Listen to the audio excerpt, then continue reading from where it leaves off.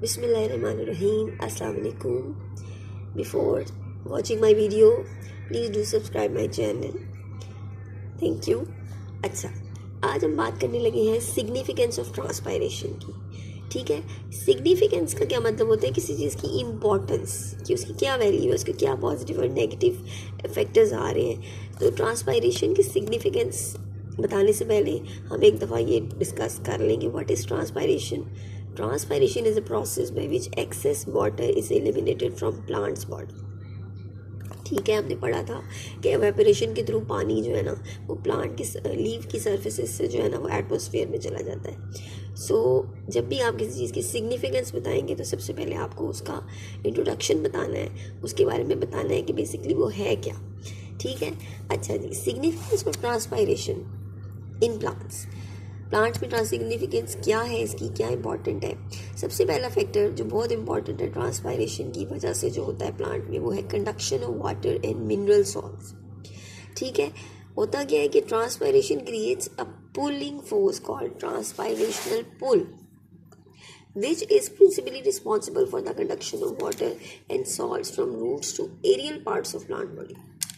अब ट्रांसपायरेशन जाहिर है किसी भी रश में जब एक बंदा होता है, किसी भी ज़्यादा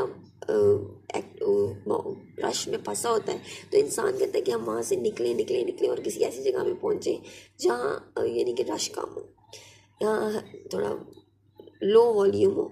तो ये असूल है, ठीक है ना.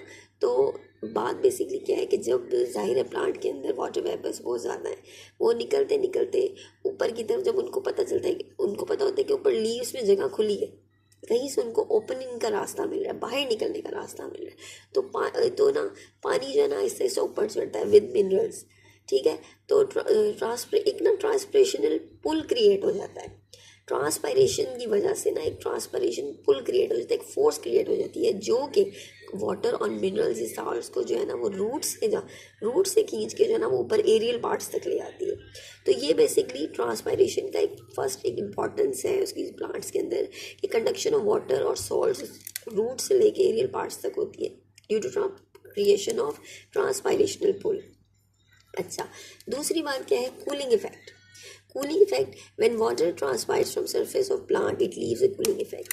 जाहिर है कि जब आपको पता है ट्रांसपायरेशन की वजह से पानी इवेपोरेट होता है, लीफ में पानी निकल रहा होता है बाहर, एटमॉस्फेयर में आ रहा होता है, तो लीव्स पे जो है ना हल्की हल्की वाटर की एक लेयर आ जाती है जो कि उसको कूलिंग इफेक्ट देती है. जैसे हमें पसीना आता है तो हमें कूलिंग इफेक्ट देने के लिए होता है कि वो हमारा ठंडक का थोड़ा एहसास होता है उससे. अच्छा, ये कूलिंग इफेक्ट जो है ना वहाँ इंपॉर्टेंट है प्लांट्स के अंदर जहाँ बहुत ज़्यादा गर्मी होती है, बहुत ज़्यादा वार्म एनवायरनमेंट में जो है ना इस कूलिंग इफेक्ट होना बहुत इंपॉर्टेंट है. अदरवाइज़ प्लांट जो है ना वो उसकी ग्रोथ पे असर पड़ेगा. ठीक हो गया. और तीसरी बात है गैसियस एक्सचेंज. गैसियस एक्सचेंज क्या है? जब सर्फेसिस लीफ सेल्स की जो है वेट होती है, गीली होती है, तो जो गैसियस एक्सचेंज है ना वो भी ईजी वे में हो जाता है. उसके लिए भी हेल्पफुल है कि जब वेट सर्फेसिस होंगी ना तो वहाँ से आपको पता है कि लीव्स के अंदर लाइट की प्रेजेंस में फोटोसिंथेसिस हो रहा होता है, यानी कि फूड बन रहा होता है जिसमें कार्बन डाइऑक्साइड चाहिए होती है और ऑक्सीजन जो है वो बाहर निकालते हैं प्लांट्स. दिन के टाइम जो है वो प्लांट्स कार्बन डाइऑक्साइड लेते हैं और ऑक्सीजन बाहर निकालते हैं.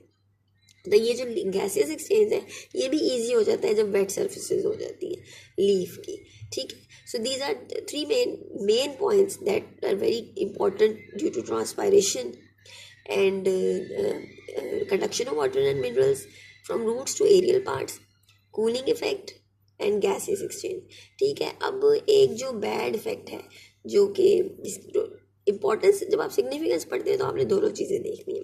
अब ट्रांसपायरेशन को जो है ना एक नेसेसरी ईवल भी बोला जाता है.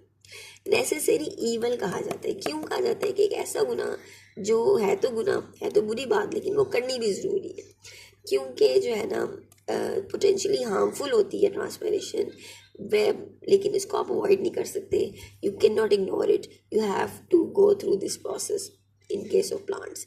ठीक है, तो ट्रांसपायरेशन हार्मफुल तब होती है जब बहुत ज़्यादा ड्रॉट हो, ऐसे इलाके में प्लांट हो जहाँ खुश्क साली है, कहत है, पानी यानी कि पानी की बहुत ज़्यादा कमी है, वहाँ पे अगर ट्रांसपायरेशन होती रहेगी बहुत ज़्यादा तो फिर क्या होगा कि प्लांट का अपना पानी जो है ना वो सारा ख़त्म हो जाएगा क्योंकि ऑलरेडी बाहर तो कोई पानी है ही नहीं है, खुश्की है, ड्राइनेस है.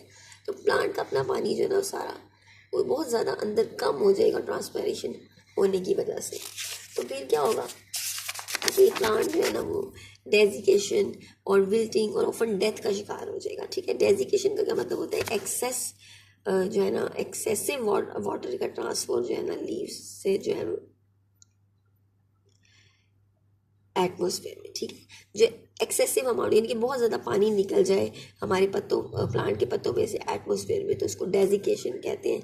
और विल्टिंग कहते हैं मुरझा जाना, यानी कि उसका जो रिजिडिटी है प्लांट्स की, जो नॉन वुडी पार्ट्स हैं वो जो है ना ऐसे जो है ना उनकी रिजिडिटी ख़त्म हो जाती है। और वो क्यों होता है, क्योंकि वेरी लो वाटर कंटेंट होता है। तो जो पत्ते हैं सारा कुछ, दरख्त की लकड़ियाँ तो नहीं आपको मुरझाई भी नजर आती, जो दरख्त का तना होता है वो तो नहीं मुरझाता, हाँ उसके पत्ते और जो नॉन वुडी पार्ट्स हैं वो ऐसे करके वेल्ट हो जाते हैं, मुरझा जाते हैं। ठीक है सॉरी। सो ये जो है ना एक बैड इफेक्ट है ट्रांसपायरेशन का when there is very dry conditions and drought in area which have drought. So this is the bad effect of transpiration. Otherwise जो है वो इसकी इम्पोर्टेंस बहुत ज़्यादा है। एक कुछ चीज़ें बहुत अच्छी भी हो रही हैं लेकिन एक नेसेसरी ईवल भी है, इसके कुछ नुकसान भी हैं in dry condition. So this is all about the significance of transpiration. Hope you have understood. Thank you, keep watching my videos, sorry। Thank you, अल्लाह हाफिज़।